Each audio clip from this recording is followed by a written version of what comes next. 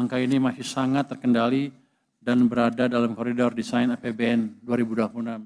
Realisasi harga minyak mentah Indonesia Januari sebesar 64,41 US dollar per barrel, serta upaya optimalisasi lifting migas terus dipantau guna menopang kesinambungan kinerja sektor energi dan memperkuat ketahanan fiskal nasional ke depan.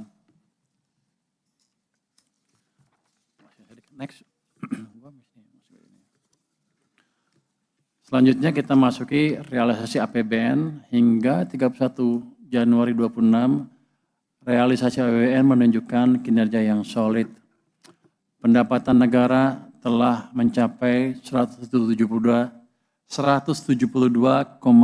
triliun rupiah atau 5,5% dari target APBN, tumbuh sebesar 9,5% year on year.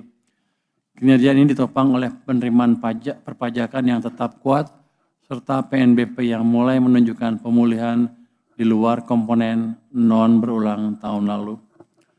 Di sisi belanja negara terrealisasi sebesar 227,3 triliun rupiah atau 5,9% dari pagu APBN, tumbuh tinggi sebesar 25,7% year on year. Ini menunjukkan akselerasi belanja pemerintah sejak awal tahun, khususnya untuk mendukung program prioritas, menjaga daya beli, dan mendorong pertumbuhan ekonomi di triwulan pertama. Kalau Anda lihat tuh, pertumbuhan pajak di bulan Januari itu tumbuhnya 30,7% dibandingkan dengan tahun lalu. Ini artinya ada perbaikan ekonomi maupun ada perbaikan sedikit atau banyak dari efisiensi pengumpulan pajak di Dirjen Pajak. Saya harap ke depannya akan berlanjut terus. Dengan dinamika yang saya sebutkan tadi, posisi defisit APBN tercatat mencapai 54,6 triliun rupiah atau hanya 0,21% dari PDB. Angka ini masih sangat terkendali dan berada dalam koridor desain APBN 2026. Sementara itu, defisit berkesinambungan primer sebesar 4,2 triliun rupiah. Ini menunjukkan posisi fiskal yang tetap terkelola secara prudent. Dari sisi pembiayaan, realisasi mencapai 105,1 triliun rupiah atau 15,2% dari target. Dilakukan secara terukur dan antisipatif untuk menjaga likuiditas serta stabilitas pasar keuangan. Secara keseluruhan, APBN 2026 tetap berfungsi optimal sebagai shock absorber sekaligus motor penggerak ekonomi. Dengan pendapatan yang tumbuh positif, belanja yang terakselerasi, dan defisit yang tetap terkendali, kita optimis APBN akan terus menjaga stabilitas sekaligus mendukung momentum pertumbuhan ekonomi nasional sepanjang tahun 2026. Untuk selanjutnya saya berikan Pak Wamen Swahasil untuk melakukan presentasi masa mengendalikan inflasi pangan di tengah meningkatnya kebutuhan untuk MBG. Pemerintah juga menjamin pasokan dan kelancaran distribusi serta memberikan stimulus diskon transportasi dan bantuan pangan. Next. Sejak penempatan di September hingga memasuki Februari,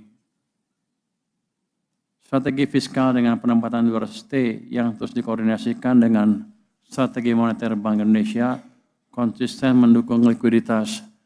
M0 pada bulan Februari pekan pertama masih tumbuh sebesar 11,7%. Ini memberi ruang sebetulnya untuk kredit untuk tumbuh double digit juga. Pertumbuhan M0 akan dijaga tetap double digit. Bank Indonesia berkomitmen akan mendukung pemerintah dalam hal ini. Hasil koordinasi fiskal moneter ini nyata dirasakan. Kredit tumbuh 10% di bulan Januari dengan suku bunga yang terus kompetitif bagi masyarakat.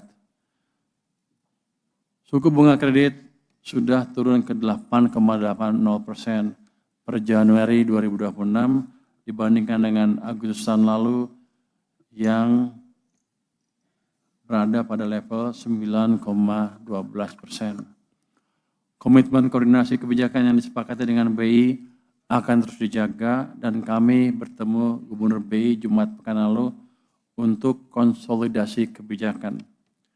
Penempatan 200 triliun saat jatuh tempo di 13 Maret nanti akan langsung diperpanjang 6 bulan ke depan.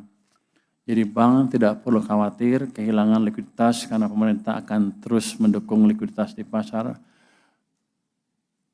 Boleh gitu ya.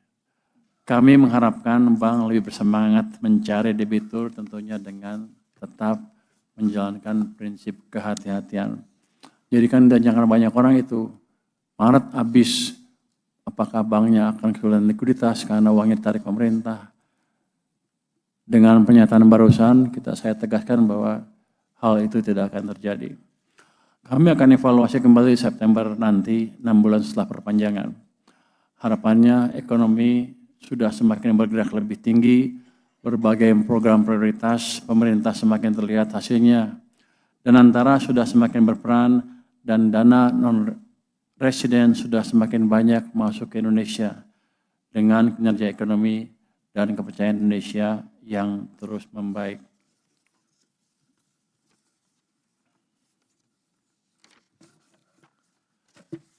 Teman-teman media sekalian,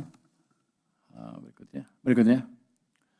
Aktivitas ekonomi dan optimisme masyarakat hingga awal tahun 2026 tetap terjaga positif.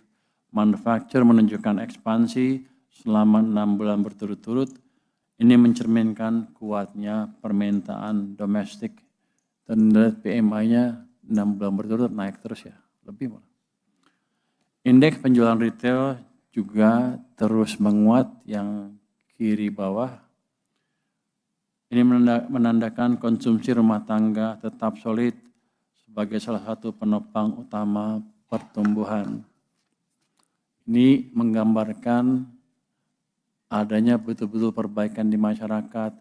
Ini bukan kata saya, bukan kata pemerintah, ini berdasarkan suatu indeks yang disurvei dari besaran-besaran yang ekonomi yang di masyarakat.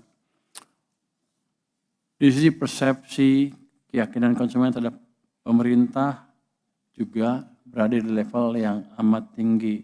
Ini menjadi modal yang kuat untuk menciptakan aktivitas ekonomi yang didukung optimisme terhadap masa depan tata kelola ekonomi Indonesia.